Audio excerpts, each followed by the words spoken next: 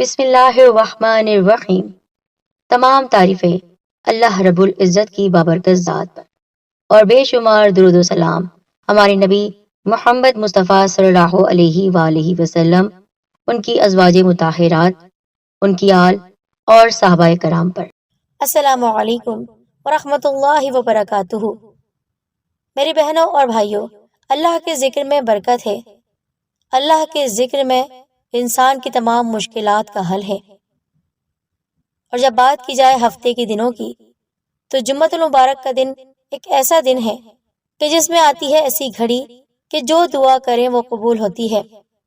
تو کیوں نہ ہم سب بھی فائدہ اٹھا لیں، کیونکہ شیطان تو ہر دم انسان کے پیچھے لگا رہتا ہے اور تنہائی میں وہ اللہ کے ذکر کو کرنے دیتا ہی نہیں ہے۔ پر آپ کو یہ عمل تنہائی میں ہی کرنا ہے۔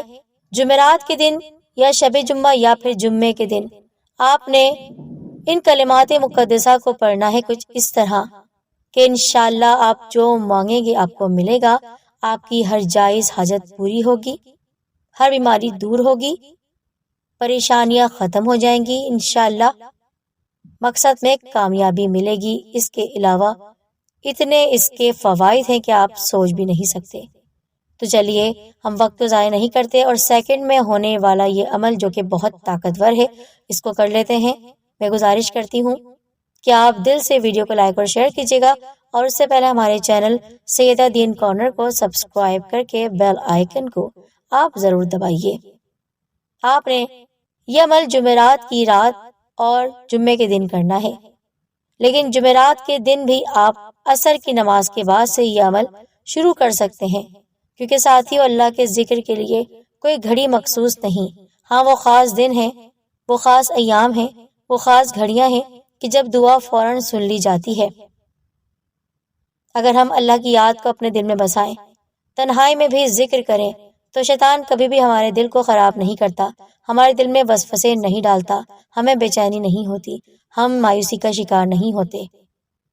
اللہ تعالیٰ کی ذات ہر دم اپنے بندے کے ساتھ رہتی ہے اور وہ چاہتی ہے کہ بندہ ذکر اللہ کرتا رہے۔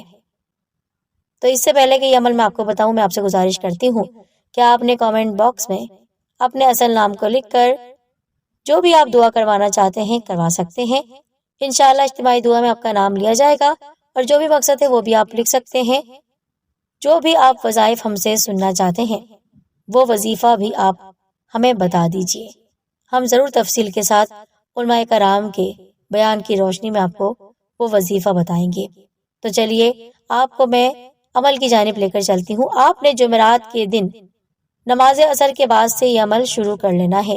جمعرات کے دن نماز عصر کے بعد یا پھر شب جمعہ یعنی عشاء کی نماز کے بعد تہجد کے وقت یا پھر جمعے کے دن کسی بھی وقت اپنی تمام حاجات کو تصور کر کے تنہائی میں بیٹھ کر، پاکی میں بیٹھ کر، بغیر کسی سے بات چیت کیے ہوئے 100 مرتبہ پہلے استغفار کی دعا پڑھنی ہے، جو کہ میں کئی بار بتا چکی ہوں اور پڑھ کر سنا دیتی ہوں۔ استغفر اللہ ربی من کل ذنب واتوب الیہ، یعنی میں اللہ تعالیٰ کے حضور اپنے تمام گناہوں کی بخشش طلب کرتا ہوں، اللہ تعالیٰ سے اپنے گناہوں کی معافی مانگتا ہوں۔ استغفر اللہ بھی آپ پڑھ سکتے ہیں۔ اس کے علاوہ اور بہت سے کلمات ہیں استغفار کو پڑھنے کے، لیکن جو میں نے آپ کو بتایا ہے یہ جامع الفاظ ہیں جو کہ حدیث مبارکہ میں بھی آئے ہیں۔ تو 100 مرتبہ استغفار کی دعا آپ نے پڑھ لی، پھر 100 مرتبہ بسم اللہ الرحمن الرحیم آپ کو پڑھنا ہے، پھر 100 مرتبہ لا الہ الا انت سبحانک انی کنت من الظالمین، یہ آیت کریمہ آپ کو 100 مرتبہ پڑھنی ہے۔ میں آپ کو پھر سے بتا دیتی ہوں، 100 مرتبہ استغفار کی دعا، 100 مرتبہ بسم اللہ الرحمن الرحیم مکمل، اور 100 مرتبہ 100 ٹائمز لا الہ الا انت سبحانک انی کنت من الظالمین پڑھ کر اللہ سے دعا مانگے۔ انشاءاللہ آپ کی ہر جائز حاجت پوری ہوگی، انشاءاللہ آپ جو مانگیں گے آپ کو عطا کیا جائے گا انشاءاللہ۔ یہ بھی ذہن میں رکھے گا، اگر جمعرات کو کر لیتے ہیں تو جمعے کو کرنے کی ضرورت نہیں، اگر جمعرات کو نہیں کر سکتے تو جمعے کے دن آپ یہ عمل کسی بھی وقت کر سکتے ہیں۔ اس عمل کو صدقہ جاری کی نیت سے آپ ضرور شیئر کریں، کیونکہ اچھی بات کسی تک پہنچانا صدقہ جاریہ ہے، اور یہ عمل یوں ہی چلتا رہے گا انشاءاللہ۔ اس عمل کی اجازت عام ہے، اور خاص و عام کے لیے عمل ہے۔ آپ کسی کو بھی بتا سکتے ہیں۔ اپنا خیال رکھیے۔